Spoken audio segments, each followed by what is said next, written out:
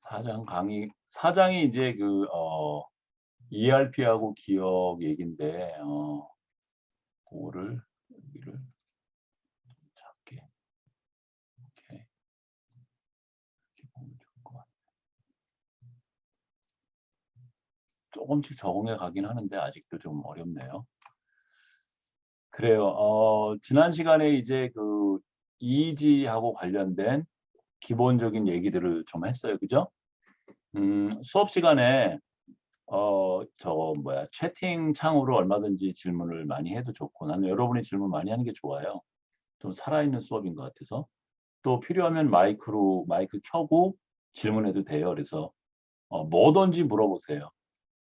뭐 수업하고 관련된 것들이겠죠, 대부분. 근데 다른 거 물어봐도 돼요. 학교 생활하고 관련된 거 이런 것들. 그래서 지난번에 이제 EEG하고 ERP를 얘기를 했어요. 그래서 마지막 부분이 이제 중요 ERP 컴포넌트 여기부터 얘기를 좀 하면 될 것 같은데 뇌파를 표기하는 방법이 P나 N이 붙어 있거든요. 여기 밑에 있는 것처럼. 말소리 잘 들리나요? 어 네. 그래요. 그래서 여기 밑에 보면 N100, N200, P300, N400 이렇게 있잖아요. 거기에 P라고 하는 거는 어 positivity를 얘기를 해요. 그러니까 양수를 얘기를 해요. 그러니까 요 양수는 그때 ERP 할 때 어떤 실험 조건 1 마이너스 실험 조건 대개 실험 조건 2는 대개 통제 조건이에요. 통제 조건을 빼내는데 플러스가 나온 경우는 실험 조건의 뇌파가 통제 조건보다 큰 경우에 포지티브하게 나오겠죠. 그죠? 반면에 N이라고 표현된 거는 실험 조건이 컨트롤 조건보다 오히려 전압의 크기가 작은 경우겠죠. 마이너스로 나오겠죠.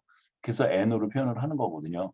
그래서 여기에 P나 N으로 표현된 게 절대적인 의미에서 전압이 크고 적고를 얘기하는 게 아니고 두 조건 간의 상대적인 전압의 차이를 얘기를 해요. 그죠? 그렇고 그다음에 이제 숫자를 얘기를 하는데 이렇게 100, 200, 300 이런 식으로 얘기를 하는데 이 100 이라고 하는 거는 자극이 제시되고 나서 100ms 1 초가 1000ms 잖아요.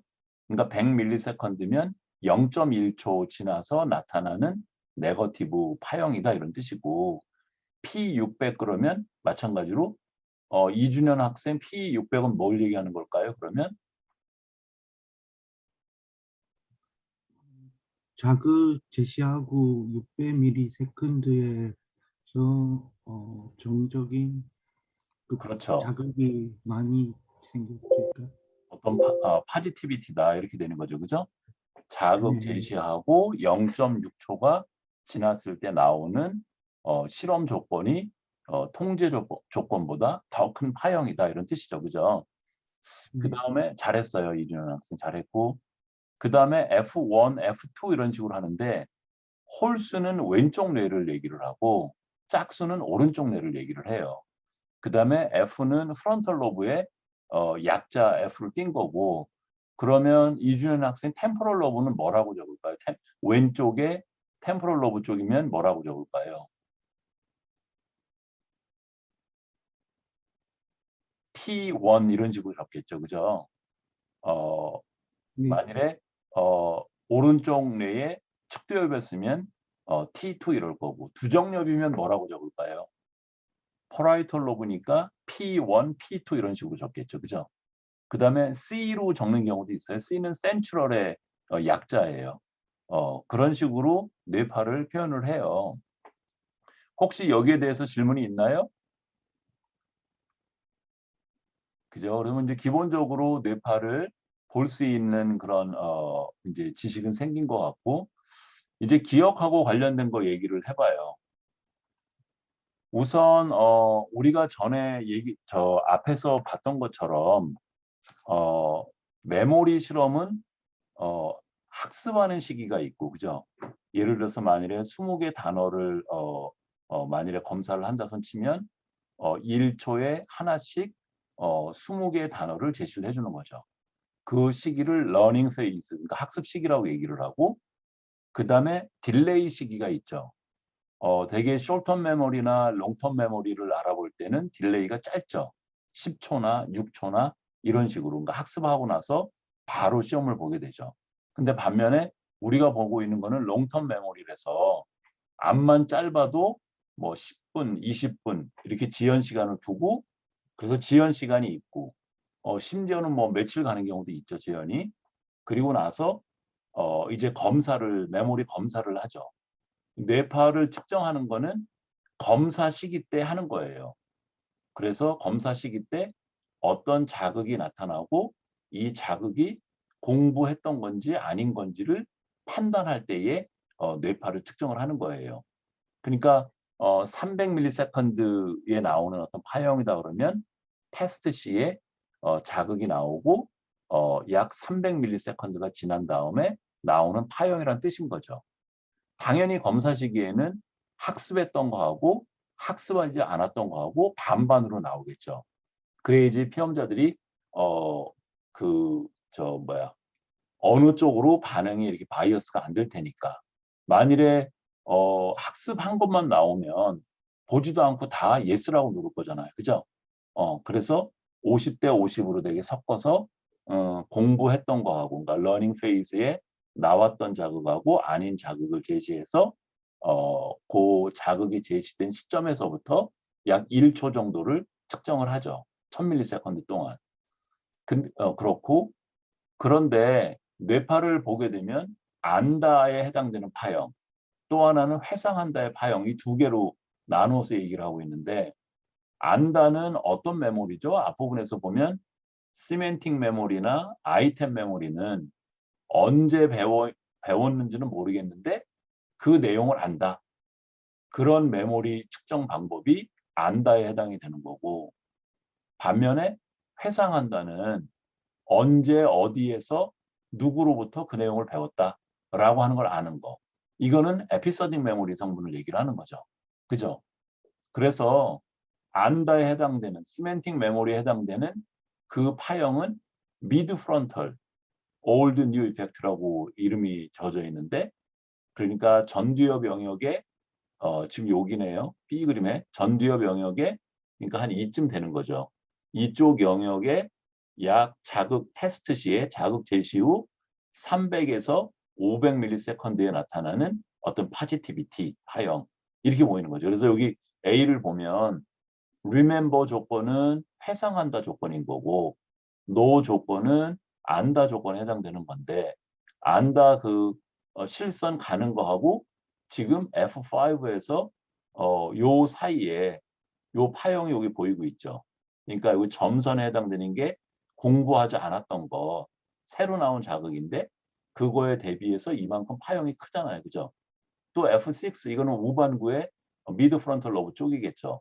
거기도 크게 나타나는 게 지금 보이고 있죠. 그죠? 그리고 요거는 뇌 활동 지형도인데 컬러로 보면 더 좋은데 이쪽 영역하고 요쪽 영역에 활성화가 있는 게 이 그림에서 볼 수 있는 거예요.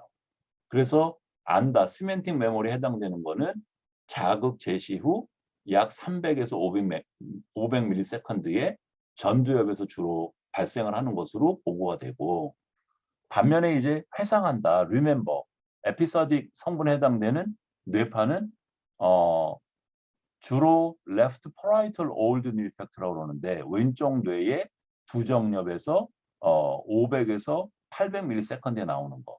지금 여기 800이라고 제시가 되어 있고 요 0은 그러니까 자극이 제시된 시점이고 요 구간에서 여기 보면 까만 선으로 된 거. 리멤버가 이 짙은 선이잖아요. 그게 뉴에 비해서 굉장히 크게 파형이 여기 나타나고 있죠. 그죠? 여기도 보면 여기 까만 선하고 여기 점선하고 차이가 요 구간에서 보이고 있죠. 그게 지금 뇌 지형들을 보면 요쪽 부분이 해당되는 거죠. 여기 부분에서 주로 나오는 뇌파라고 볼 수 있고 그 뇌파는 에피소딕 메모리 쪽을 반영하는 거다. 이제 이렇게 연구 결과들이 나온 거예요. 그렇고 여기까지 이해가 됐죠.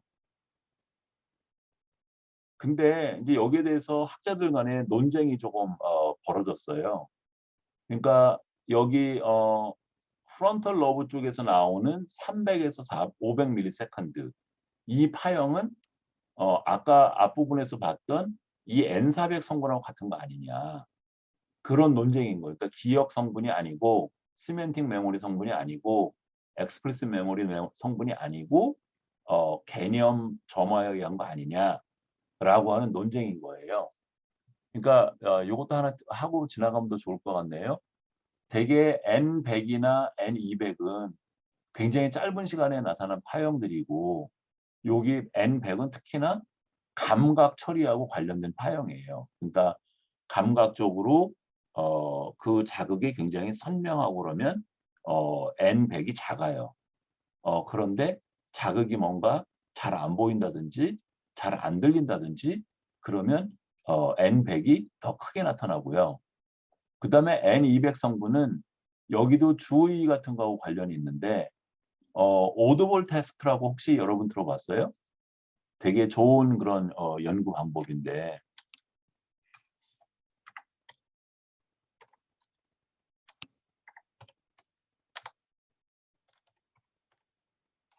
그러니까 어떻게 하냐면 예를 들어서 만일에 한국 사람이 P 소리하고 알파벳 P 소리하고 F 소리를 구분하는지를 알아보려고 그래요. 그럼 어떤 식으로 하냐면 파, 파, 파, 파, 파, 파 이런 식으로 계속 들려줘요. 파라고 하는 소리를. 이 자극을 표준 자극이라고 그러거든요. 파, 파, 파, 파, 파, 파 이렇게 들려주다가 일탈한 자극, FA가 갑자기 파 이렇게 나오는 거예요. 파, 파, 파, 파, 파 이런 식으로. 그러면 이거는 일탈 자극인데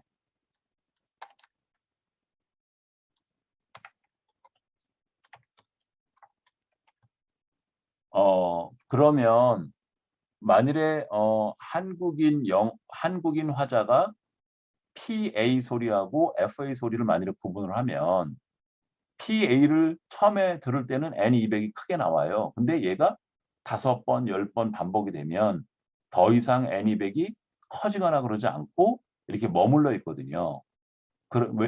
그런데 파를 구분을 하게 되면 그러니까 다른 종류의 자극, 내가 지금 듣고 있던 자극에서 다른 종류의 자극이라고 인식이 되면 이 N200이 확 올라가요. 그러니까 한국 사람이 PA하고 FA를 만일에 구분을 하면 파 들으다가 파 이렇게 나오게 되면 그 파 나왔을 때 N이 확 커지겠죠. 근데 만일에 못 알아들으면 파를 PA와 구분을 못하면 앞부분에 PA 했을 때 뇌파하고 똑같겠죠. N200이 그런 식의 거를 반영을 해요. 이런 오드볼 태스크 이런 것들은 유아나 얘들한테 굉장히 좋은 방법, 아동 연구할 때 잘 많이 쓰는 방법이거든요.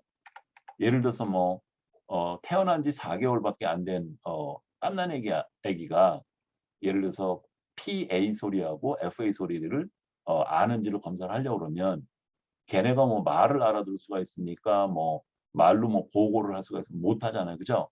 그런데 이런 오드볼 태스크 같은 거 쓰게 되면 뭐 4개월 된 유아가 PA 소리와 FA 소리를 구분할 수 있는 능력이 있는지 이런 거를 실험할 때 쓸 수가 있죠.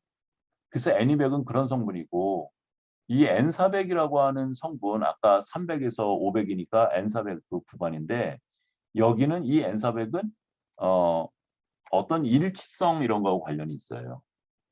난이도나 일치성하고 관련이 있는데 예를 들어서 아이고 N400 문장이 맞는 옳은 문장하고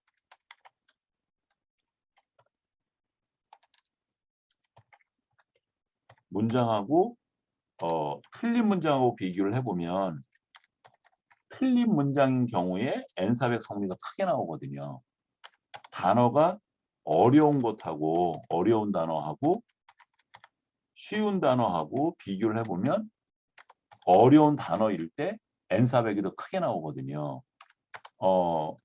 어떤 단어가 문맥에 맞을 때가 있고 문맥 일치가 있을 수 있고 문맥에 어긋나는 게 있을 수 있는데 예를 들어서 어긋난다는 거는 예를 들어서 고양이가 뭐 꽁치 통지룡을 먹는다. 이런 경우에는 말이 되잖아요. 문맥이 일치잖아요. 근데 고양이가 빨간 장화를 먹는다. 이런 경우는 문맥에 맞지 않잖아요. 그죠? 그러면 고양이가 빨간 장화를 먹는다. 요런 거를 볼 때에 N사백이 확 커져요. 이런 거를 되게 반영을 하고 P600은 문법하고 관련이 있거든요.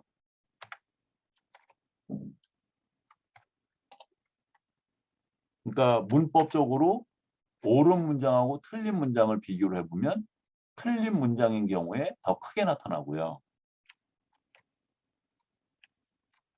또 쉬운 문장하고 어려운 문장이 있을 수 있죠. 예를 들어서 뭐 I go to school 이런 건 쉬운 문장이고 뭐 I go to the school with having multiple doors and teachers 이런 식으로 뭐가 붙으면 어려운 문장이 되잖아요. 그러면 어려운 문장인 경우에 P600이 더 크게 나타나는 그런 성질이 있어요. 그래서 이 N400은 점화 효과하고도 관련이 있거든요. 그러니까 점화 효과는 예를 들어서 어머니라고 하는 단어를 먼저 듣고 아버지라고 하는 단어가 나왔을 때 아버지를 인식하는 속도하고 책상이라고 하는 단어가 나오고 그다음에 아버지라고 하는 단어가 나왔을 때 아버지를 인식하는 속도를 비교해 보면 어머니를 듣고 그다음에 아버지가 나온 경우가 훨씬 빠르거든요. 그 두 개 차이를 점화 효과라고 얘기를 하는데 점화 효과가 나타나면 N사백이 작아져요. 그래서 여기서 이제 논쟁거리는 조금 전에 그 점화 효과 설명한 것처럼 FN400이라고 지금 얘기한 거 explicit memory를 반영하는 게 아니고 원래 내가 갖고 있던 개념 지식에 의한 점화 효과를 얘기를 하는 거다. 이런 얘기를 하는 거예요. 그래서 이게 동일 성분인지 아닌지에 대한 논쟁이 있었는데 한 연구가 이제 여기 보스라고 하는 사람들이 2010년도에 한 연구를 보면 이 사람들은 개념 점화가 많이 일어날 수 있는 meaningful한 단어하고 그렇지 않은 meaningless한 단어하고를 비교를 했어요. 그래서 meaningful하다는 거는 일반적으로 의미가 되는 경우죠. 아까 고양이가 통조림을 먹는다. 꽁치 통조림을 먹는다. 이런 거는 meaningful한 거고 반면에 고양이가 빨간 장화를 먹는다. 이런 건 meaningless한 거잖아요. 그죠? 또 책상이나 뭐 핸드폰이나 이런 거는 구체어에서 meaningful하고 반면에 뭐 추상어인 무슨 뭐 정의, 뭐 도덕 이런 거는 meaningful하지 않죠. 더 낮죠. 그래서 의미 평정치, 그러니까 점화를 나타내는 개념 정보를 나타내는 meaningfulness를 평가를 하게 했어요. 그런 다음에 의미 평정치가 높은 거하고 낮은 거의 차이는 점화의 크기가 크고 작고의 차이라고도 볼 수 있는데 그 둘 간의 차이하고 비교를 해본 거예요. 그랬더니 주로 나타나는 데가 여기 지금 보는 것처럼 하이는 400ms 대니까 지금 요 칸이 한 칸이 200ms로 구분이 되어 있거든요. 그러니까 두 번째 칸 요 부위거든요. 요 부위에서 보면 지금 여기 두 번째 여기로 봐야 되겠네. 여기로 보면 전두엽의 그 왼쪽 뇌 전두엽 부분하고 우반구 쪽은 잘 안 나타나고 왼쪽 반구에서는 주로 나타나죠. 그죠? 그다음에 센터 쪽에서도 이 차이가 보이고 있고 프라이털 로브에서도 일부 보이는 게 보여요. 이렇게. 그래서 그 개념 점화하고 관련된 meaningfulness하고 관련된 메모리가 아닌 그러니까 지금 배운 거에 대한 메모리가 아닌 내가 익히 알고 있었던 내용을 반영하는 뇌파들은 지금 전두엽이나 센트럴 존이나 프라이털 로브에서 대략 400ms 보이죠. 그런데 그런데 그 여기서 말하는 안다에 해당되는 미드 프론털 올드너 이펙트 얘는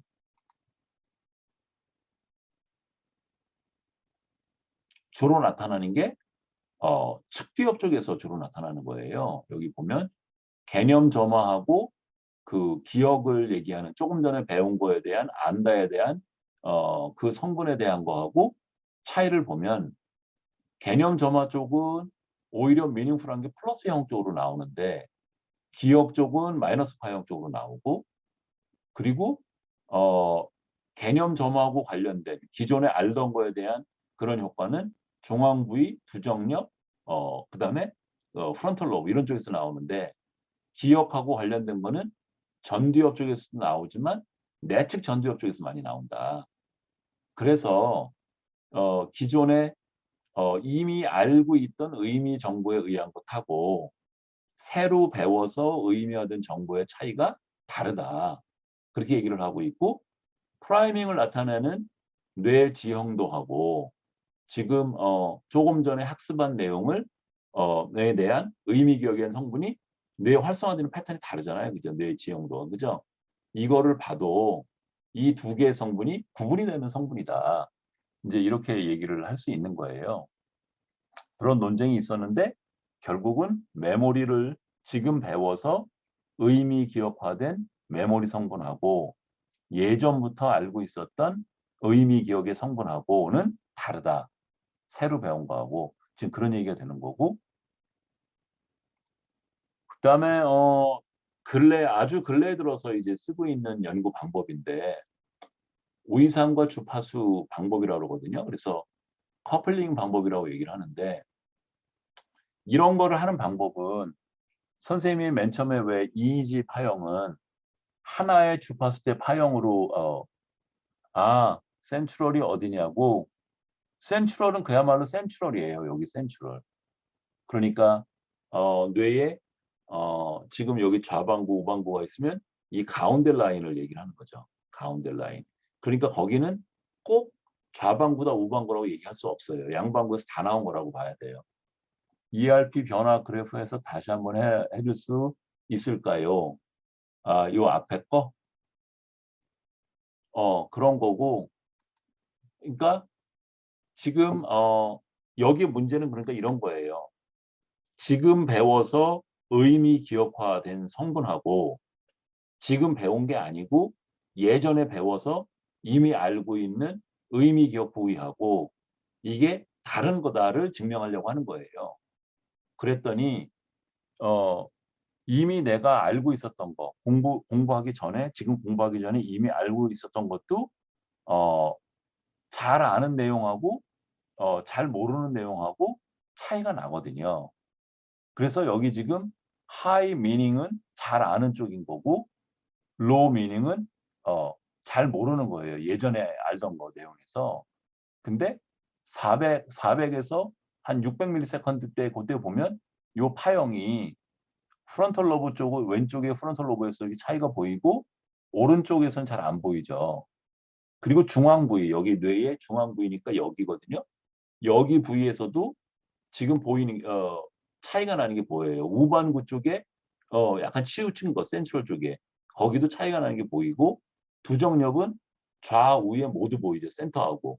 그죠?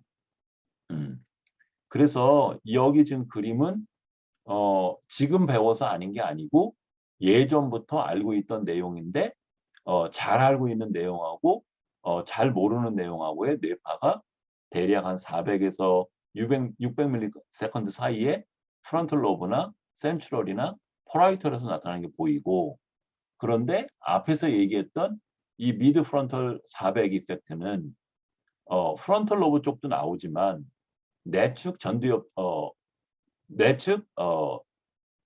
쪽에서 주로 나오고 또 측두엽 쪽에서 나와요. 그래서 이 개념 점화를 얘기하는 거하고 차이가 있다라고 보는 거예요. 성분이. 그리고 방향성도 달라요. 보통 개념 점화 쪽은 많이 아는 쪽이 플러스를 보이고 있는데 FN400은 많이 아는 쪽이 마이너스를 보이고 있거든요. 파형의 방향성도 차이가 나고 영역도 차이가 나서 개념 점화를 얘기하는, 그러니까 원래 의미 기억을 얘기하는 그런 파형하고 지금 배워서 의미 기억화된 거하고는 차이가 난다라고 얘기를 하는 거고, 내 활동 지형도를 봐도 이렇게 분포가 되는 것들이 다른 모양을 볼 수 있어요. 그런 거고, 여기는 이제 더 복잡한 방법인데, 이의지는 앞에서 얘기했던 것처럼 굉장히 여러 종류의 파로 구성된 복합파라고 그랬잖아요. 그러면 이 복합파를 푸리어 트랜스폼이라고 하거든요. 수학적인 방법을 F-O-U-R-I-E-R 푸리어 트랜스폼, 이런 방법을 쓰면 뭐 알파파, 뭐 세타파,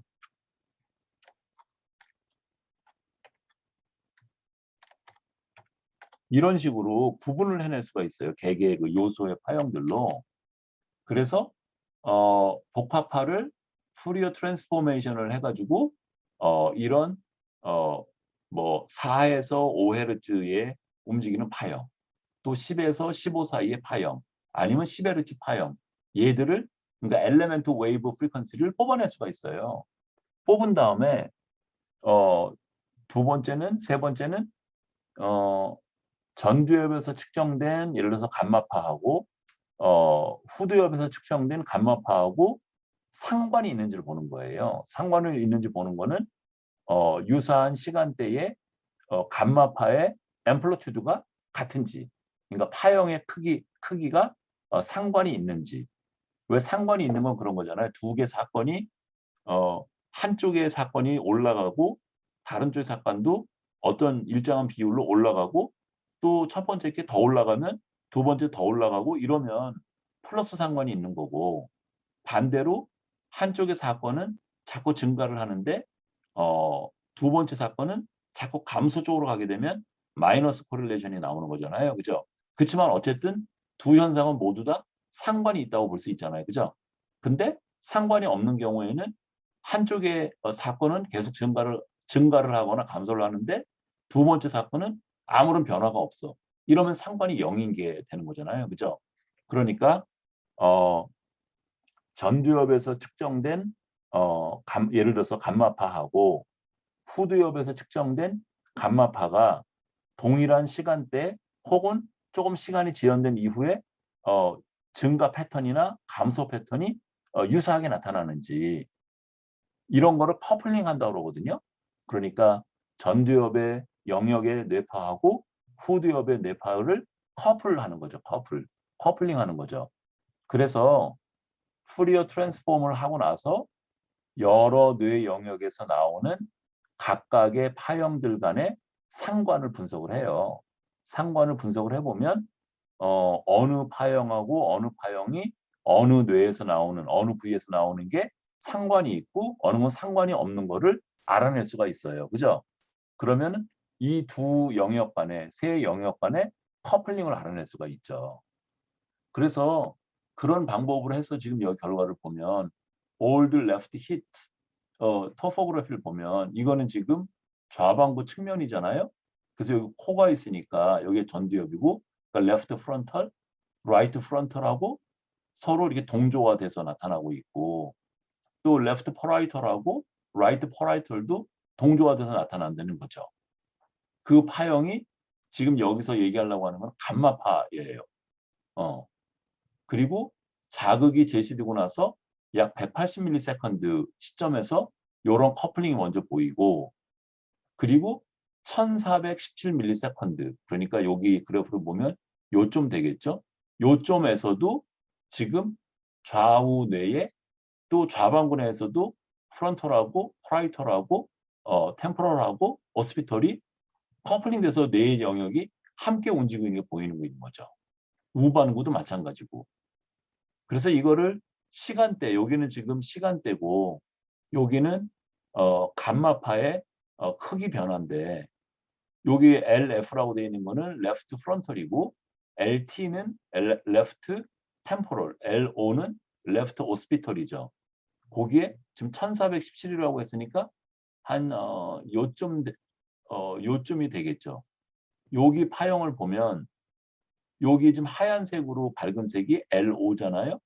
그리고 요 LT가 그 다음에 요 높은 거 보이고 LF가 가장 위쪽에 보이죠.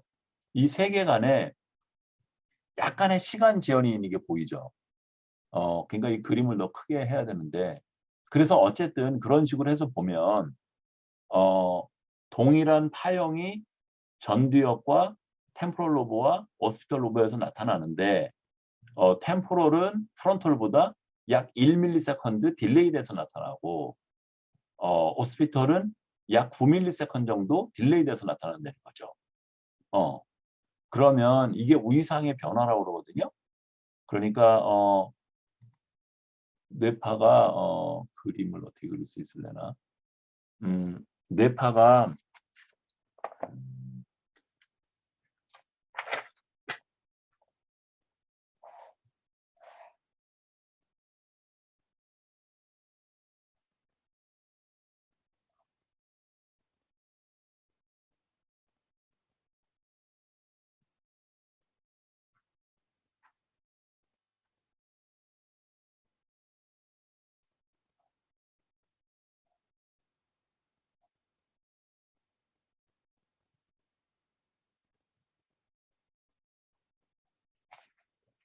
그냥 급한 대로 선생님이 이렇게 그림을 그렸는데 보이나?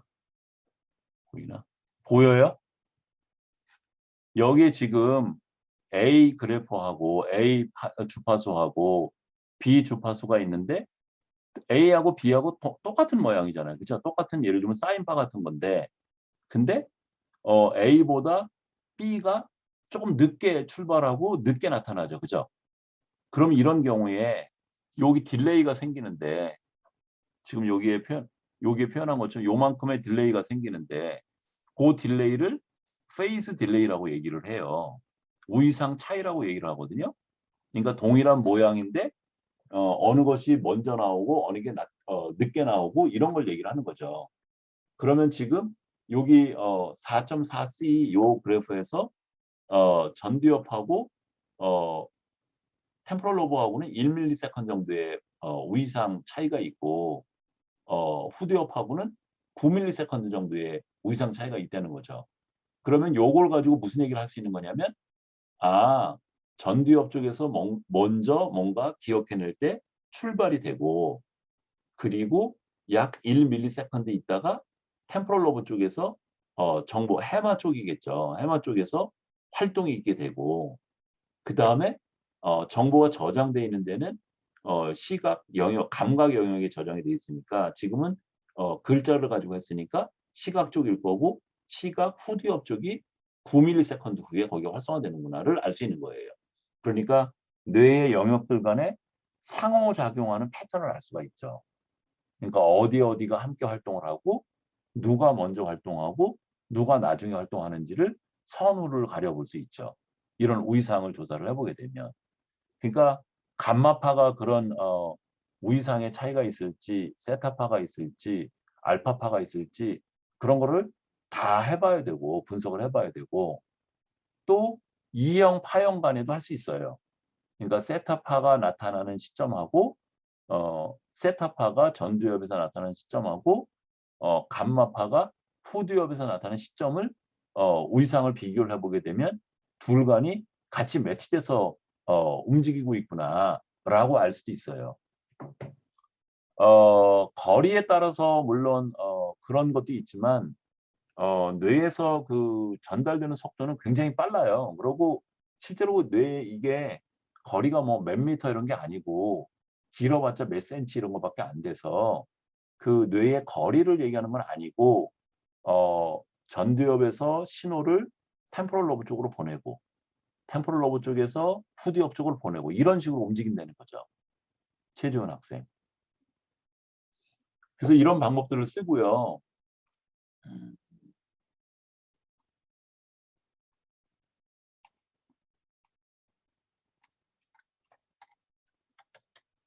그러니까 사실 뭐 뇌에서 이런 EEG 신호를 측정하고 나면 어 내가 지금 조작한 실험 조건 1하고 실험 조건 2 간에 어떤 차이가 있는지를 ERP 패턴으로 찾아내도 되고 EEG 분석을 해서 특정한 파형의 감마파의 예를 들면 크기 비교를 할 수도 있고 또 감마파가 전두엽하고 후두엽에서 나오는 이런 위상 차이를 가지고 조건 간의 차이가 있는지를 볼 수도 있고 또 아니면 이형 파종 간에 관련이 있는지도 볼 수 있어요. 그러니까 사실 연구자들이 알고 싶은 거는 내가 설정한 1번 조건하고 2번 조건하고 차이가 있는지 가설 검증을 하기 위한 건데 가설 검증을 할 수 있는 메저먼트로 ERP의 N400을 쓸 수도 있고 EEG의 알파파의 차이를 가지고 볼 수도 있고 EEG의 커플링의 어떤 지수를 가지고 볼 수도 있죠. 어떤 거에서라도 차이를 발견하면 내 가설을 기각하거나 아니면 억셉트하는 그런 결과를 삼을 수 있죠. 이해가 됐어요? 그런 목적으로 쓰는 거예요. 그죠? 그다음에 이제 4장의 마지막 슬라이드인데 우리가 학습을 하고 그 내용을 기억해냈을 때 하고 기억을 못 해냈을 때에 세타파가 움직이는 이런 파형을 보면 remembered하고 forgotten하고 이게 차이가 보이고요. 알파파도 차이가 나는 게 보이고 감마파도 차이가 나는 게 보이죠. 그죠? 그러니까 어느 한 파형에만 집중을 해서 분석하지 않고 어떤 종류의 파형이라도 두 조건 간에 그러니까 remembered하고 forgotten하고 차이가 있는 거를 찾아내는 게 연구자의 목표예요.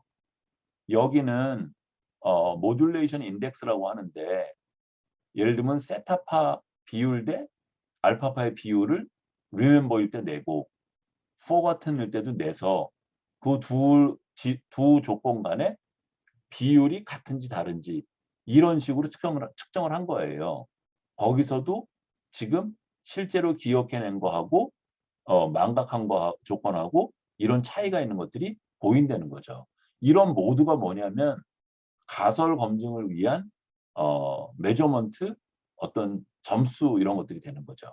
그거 가지고 우리가 통계 검증을 하는 거죠. 그래서 옳게 기억해낼 때의 전두엽의 세타파와 두정엽과 후두엽에서 발생된 감마파의 동기화가 나타나고 그 동기화는 망각했을 때보다 더 크게 나타나고 기억대와 망각대의 세타, 감마, 알파파가 각각 다르게 활동을 하는데 이 세타파는 저주파 성분이거든요. 그래서 왜 수면하고 기억할 때 전두엽 쪽에서 나오는 한 4Hz 되는 그런 파형이 세타파고 그래서 이놈은 뇌 전체를 컨트롤하는 모듈레이션하는 여기 있네요. 세타파 여기 저주파죠. 반면에 퍼라이털 로브 쪽에서 나오는 감마파는 굉장히 고주파 성분인데 한 40Hz 정도 되는 거. 그러니까 1Hz가 뭐라 그랬죠?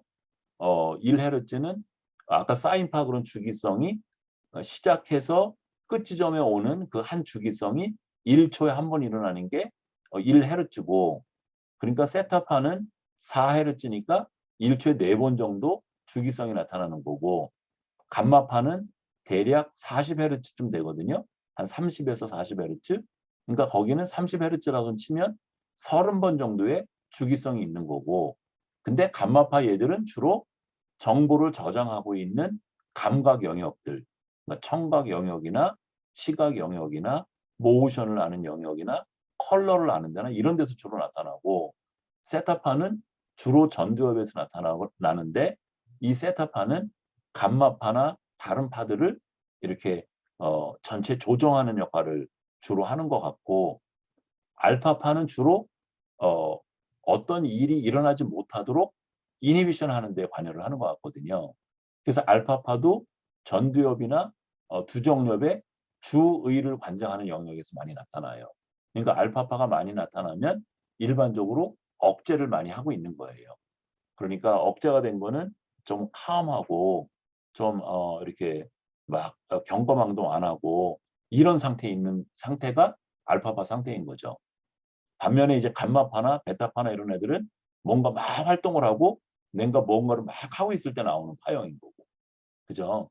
그런 파형들끼리 서로 이런 식으로 상호작용을 해요. 그래서 그런 방법들을 잘 쓰면 어떤 기억과 어떤 기억이 어느 뇌에서 서로 어떻게 관련이 있는지 얘기를 할 수 있어요. 동기화된다는 뜻은 페이즈가 맞는 걸 얘기를 해요. 그러니까 똑같은 시간대로 의상이 움직일 수도 있고 아니면 일정한 시간이 지연돼서 동일한 파형이 나타날 수도 있어요. 그런 거를 싱크로나이즈 된다고 그래요. 그러니까 상관이 높다는 뜻이에요. 두 종류의 파형이 앰플리튜드에서 상관이 같이 증가하거나 같이 감소하거나 그런 경우에 동기화되었다고 얘기할 수 있어요. 잘 물어봤어요. 그래서 지금이 11시 17분인데 4장 조금 전에 배운 것들을 4장 퀴즈를 한번 해볼까요? 간단하게. 그래서 지금이 17분이니까 30분까지 그럼 13분이네요. 15분이 아니라 13분 동안 안다 파형 아까 미드 프론탈 올드 뉴 이펙트 그러니까 시멘틱 메모리 성분에 해당되는 그 파형하고 remember left parietal old new 500에서 800ms에 나타나는 이 파형의 차이를 설명해 보는 거예요. 지금부터 시작해 볼까요? 시작. 그래서 30분에 마치고 조 교수님한테 보내는 거예요. 12분 동안이네요. 자, 적어 보세요.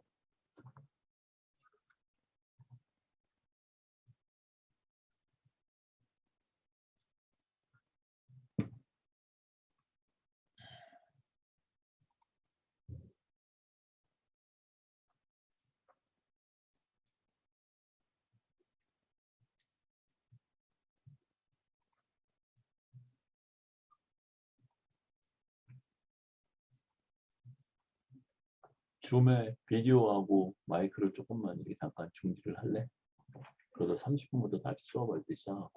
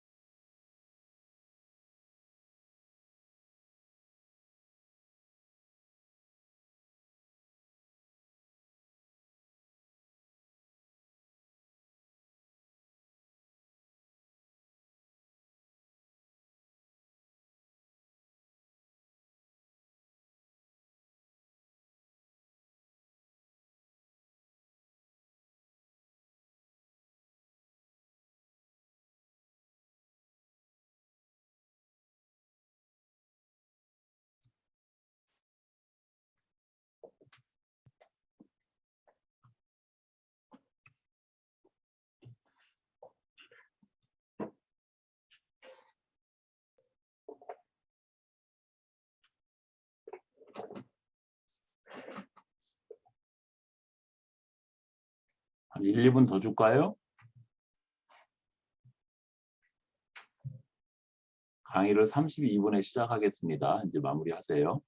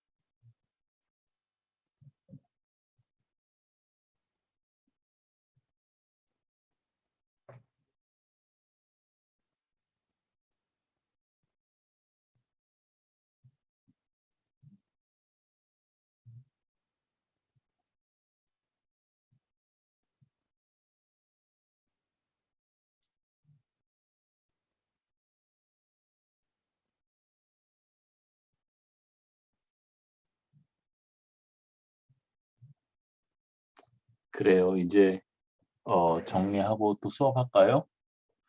뭐 조금 전에 앞에 설명했으니까 뭐 이렇게 적기가 어렵진 않았을 것 같아요. 음, 우리가 수업을 하면서 그 교과서만 너무 그러니까 좀 재미가 없는 것 같아서 관련된 페이퍼들을 조금씩 소개하고 그럴까 해요. 그래서 여러분이 더 많이 배우고 알았으면 좋을 것 같아서 이렇게 논문 같은 거 설명을 좀 해주려고 그러고 아마 5장 강의할 때는 fMRI하고 관련된 거를 또 보여줄 것 같아요. 그러니까 뇌파 설명을 했는데 굉장히 복잡해 보이고 해야 될 일이 엄청 많은 것 같죠, 그죠? 근데 이제 어떤 연구를 하려고 그러면 그 갖춰야 될 그런 기본기 같은 것들이 많이 필요해요. 그래서 뇌파 예를 들어보면 기계의 어떤 물리적인 그런 것도 알아야 되고 생체도 알아야 되고 수학 같은 것도 조금 필요하기도 하고 통계 같은 걸 많이 쓰고 그러죠. 그래서 약간 진입 장벽이 조금 높다고 얘기를 해야 되려나? 진입 장벽이 높으니까 대신 또 이렇게 연구하는 학자들이 전 세계적으로 몇 명 없어요. 몇 명 없으니까 대신 졸업을 하고 그러면 논문을 쓰고 그러면 대신 취직이나 그러니까 교수로서 연구자로서 취직하고 그런 것들은 더 쉽다는 얘기도 되죠. 그죠? 근데 그냥 고등학교 때 어떤 그냥 대학을 가야 되니까 수학이나 영어를 공부하는 것하고 내가 알고 싶은 어떤 연구 문제가 있어서 그런 수학이나 영어를 공부해야 되는 것하고 되게 다르죠. 그죠? 내가 알고 싶은 그런 욕구가 있으면 다른 것들 공부하는 게 그렇게 지겹고 어렵고 막 이러지는 않죠. 그죠? 그래서 선생님도 마찬가지로 그런 심정으로 공부를 하고요. 어, 오늘 소개하려고 하는 논문은 여기 제목에 보는 것처럼 On ERP Study on Chinese Natives Second Language Syntactic Grammaticalization. 그러니까 중국 사람들인데 중국 사람들이 영어를 배우는 상황에서 나타나는 영어의 문법 문제를 다룰 때 나타나는 뇌파 연구 이런 뜻이에요. 그죠? 여기 저자들이 여러 명이 같이 했는데 여기 1번의 진수와 이 사람이 이제 아마 연구 아이디어를 내고 그런 퍼스트 오서 제일 중요한 사람이고 아마도 맨 마지막에 있는 옌첸 이분이 아마도 지도교수 아닐까 싶어요. 그죠? 되게 그런 식으로 논문에 표기가 되고요. 그러니까 제일 앞에 적힌 저자가 가장 중요한 역할을 했다는 뜻이에요. 이 연구에서. 그리고 이게 실린 그런 잡지는 뉴로사이언스 레터스라고 하는 저널에 실렸고 534권에 실렸고 2013년도에 발표가 되었고 그 534권에 258페이지에서 263페이지에 실려 있는 논문이란 뜻이에요. 그래서 여러분이 구글 스칼러나 여기 들어가서 요 제목을 치면 요 논문이 그대로 나오거든요. 그래서 더 알고 싶은 사람은 그 논문을 다운받아서 보면 좋을 것 같아요. 진짜 세상이 많이 좋아졌죠. 그죠? 구글 같은 거 가지고 치면 금방 이런 논문을 볼 수 있으니까. 옛날에 선생님이 공부할 때는 이런 논문을 하나 받아보려고 그러면 국내 어디에도 없는 거예요. 고려대학교 도서관에도 없고 서울대 도서관에도 없고 국회 도서관에도 없고 그런 거예요. 그래서 그때 선생님이 대학원 다닐 때 한 등록금이 한 70만 원 정도 했는데 이런 논문을 하나 미국에서 받아보려면 한 15,000원 정도 냈었어요. 그것도 여기 홍릉에 가면 국가정보 무슨 시스템 무슨 센터가 있었는데 거기서밖에 또 안 돼. 거기에 가서 부탁을 하면 한 달 정도 있다가 미국의 어떤 대학의 도서관에 있는 이런 논문 잡지에서 그거를 복사를 해서 보내오면 받아서 보고 그랬거든요. 그래서 마치 그러니까 15,000원 정도 되면 등록금이 70만 원 정도 됐으니까 지금 대학원 등록금이 한 500만 원 되나요? 그러면 그 논문 15,000원짜리면 얼마나 비싼 거겠어요. 그죠? 그래서 굉장히 막 금이야 오기야 막 이렇게 갖고 다녔던 기억이 나요. 그죠? 근데 요새는 뭐 구글에 가서 찾으면 금방 찾을 수 있으니까 너무 좋아졌어요. 그죠? 요약 쪽을 보게 되면 여기서 이제 알아보려고 하는 거는 중국 사람들이 영어의 문법을 공부를 하는데 그 문법 정보가 어, 그 중국어에 해당되는 문법 시스템 쪽으로 흡입돼서 쓰고 있는 건지 아니면 아예 별개의 영어 문법 시스템을 따로 만드는 건지 이 문제를 알아보려고 연구를 하게 됐고 그래서 어, 자극은 중국어하고 완전히 다른 종류의 그런 형태를 갖는 문법 구조를 갖는 그런 센텐스를 볼 때 하고 중국어 문법하고 유사한 구조를 갖는 영어 문장을 볼 때 하고 영어에만 있는 독특한 그런 문장을 볼 때 하고를 P600 성분 가지고 조사를 한 거예요. 그러니까 중국 사람들이 영어를 할 때요. 그러니까 P600이 흔히 알려져 있기로 문법 정보를 태핑하는 측정하는 ERP 파형으로 알려져 있어요. 그래서 보통 문법적으로 어렵거나 문법에 맞지 않으면 P600 성분의 그 크기가 크게 나타나요. 그런 성질을 이용해서 이 연구를 하게 됐고요. 되게 외국어를 잘하고 못하고는 어, 두 가지가 문제가 있는데, 그러니까 외국어를 어, 누가 잘하고 못하고는 속도 문제 같은 게 있어요. 누구는 빨리 배우고 누구는 늦게 배우고 그 다음에 똑같이 어떤 수준에 가더라도 어, A라고 하는 여러분은 나보다 훨씬 더 똑똑하니까 훨씬 더 네이티브에 가까운 정도의 영어로 구사를 하고 나처럼 좀 둔한 사람은 마지막 다 돼도 그 수준이 여러분보다 떨어지는 그런 얼티메이트하게 도달하는 지점이 달라요. 속도가 다르고 도달한 지점의 능숙도가 다른데 보통 뇌의 반응은 언제 외국어를 배우기 시작했는지하고 Age of Exposure라고 얘기하거든요. AOA 뭐 이런 식으로 Age of Acquisition이라고 그러는데 AOA 이렇게 약자로 쓰거든요. 그러니까 어렸을 때 하는 게 더 잘해요. 어렸을 때라고 하는 거는 5세 미만 정도를 얘기를 해요. 5세 미만 정도에서 외국어에 노출되기 시작하면 거의 네이티브 수준까지 갈 수 있어요. 그리고 또 하나는 얼마나 오랫동안 공부를 했는지예요. 되게 랭귀지 프로페션시로 되게 표현이 되는데 언어 능숙도. 그러니까 오래 한 사람이 더 잘하죠. 그런데 되게 웃기는 거는 영어를 처음에 문법을 공부를 할 때 초기에는 N400 성분이 관여를 많이 하다가 잘하는 식으로 가게 되면 600으로 P600으로 바뀌어요. 전이가 일어나는 그러니까 뇌 영역의 변화가 생기는 거죠. 어, 그래서 그런 일들이 되게 일어나는 걸로 알려져 있고 기존의 연구에서 그래서 트랜스퍼 이펙트는 N400 그러니까 해마에서 카텍스하고 연결되는 그런 종류의 응고화에서 언어 영역 카텍스 쪽으로 넘어가는 그런 종류로 바뀌는 거. 그런 게 트랜스퍼 이펙트고 어코모데이션은 어, 영어도 중국어처럼 쓰는 거예요. 모국어처럼. 흔히 이런 일들이 되게 초보자일 때 많이 일어나죠.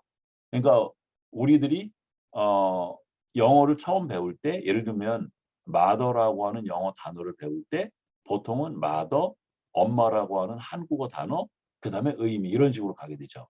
이런 경우에 accommodation 되는 거죠. 보통 초보자가 보이는 현상들이거든요. 근데 잘하게 되면 트랜스퍼가 되고 영어 디펜던트, 어, 영어 특수적인 그런 체계가 생기죠. 보통은.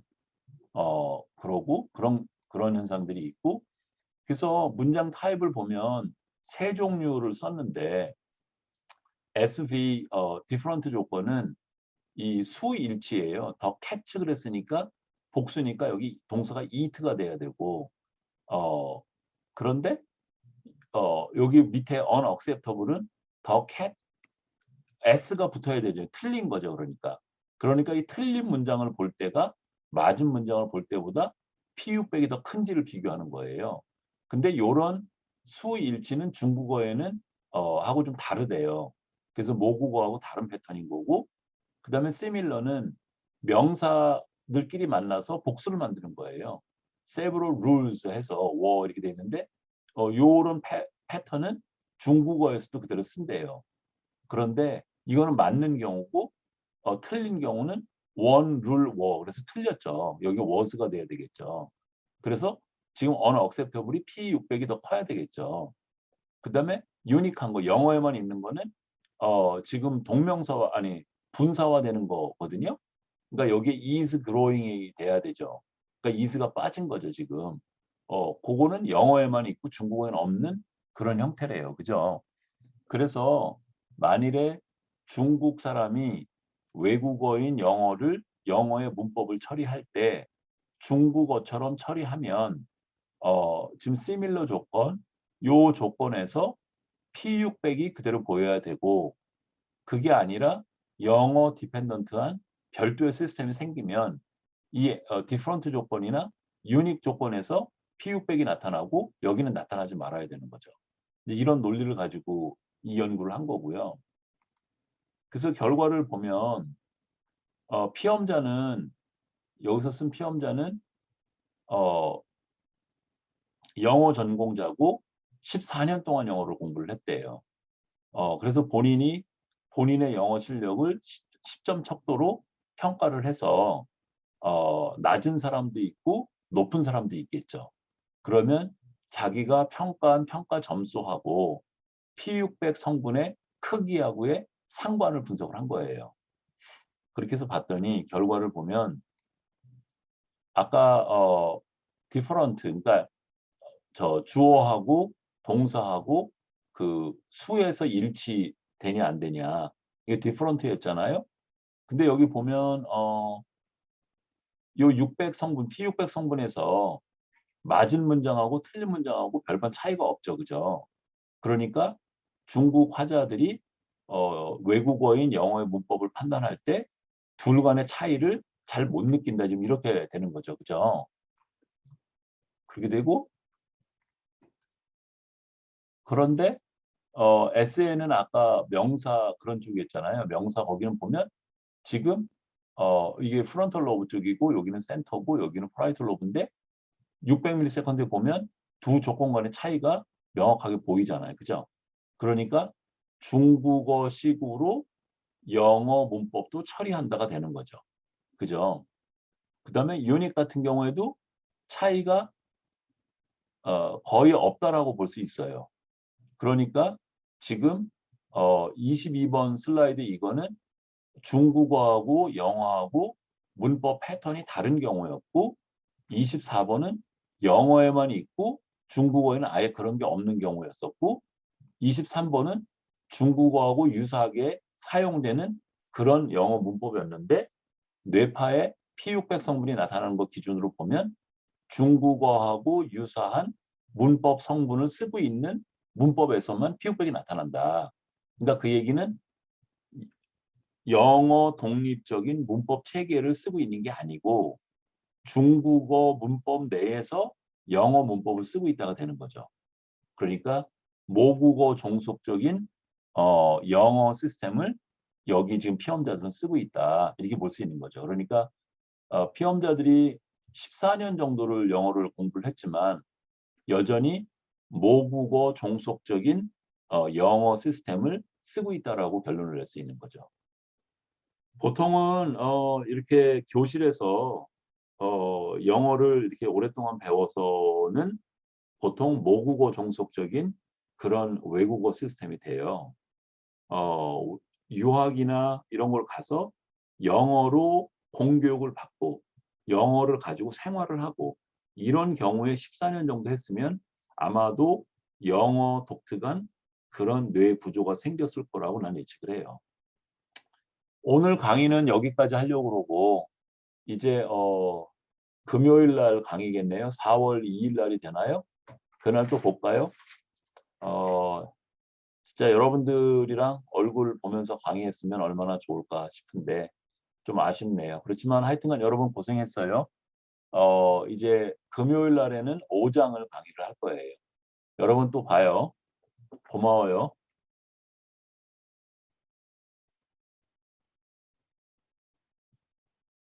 이거를 이제 마이크하고 다 꺼야 되는데. 그래, 고마워 모두.